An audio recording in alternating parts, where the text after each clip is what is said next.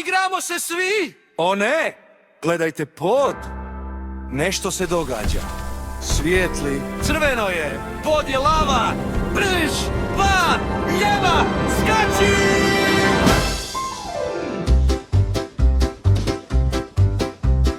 Igrali smo kočke mirno na tepihu, Max je slagao svoju kulu tihu. Odjednom se dimi, odjednom je vruće, vulkan se budi usred naše kuće. Ne staj na parket, ne staj na pločice, izgorjet će tvoje male nožice. Traži spas, traži otok spas, slušaj dobro moj glas. Pod je lava, vruća, vruća lava, to nije san, to je igra prava. Skoči na kauč, penji se na stol, samo ne diraj pod, to je autogol.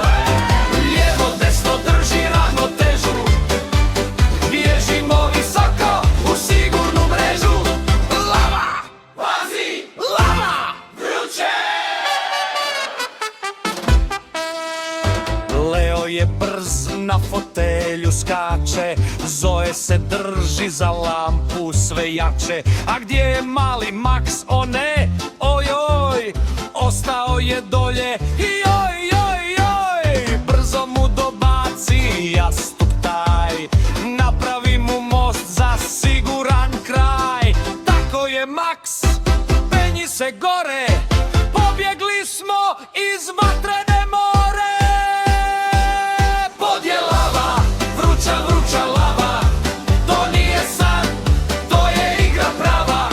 Skoči na kauč, penji se na stol, samo ne diraj pod, to je autogol. Lijevo, desno, drži ravnotežu, bježimo visoko u sigurnu mrežu. Lava, pazi, lava, vruće!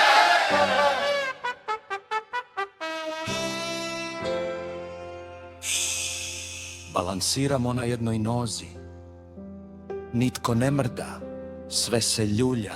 3, 2, 1, lava se hladi, ali ne za dugo. Skači, skači, ne staj sad, pod je lava,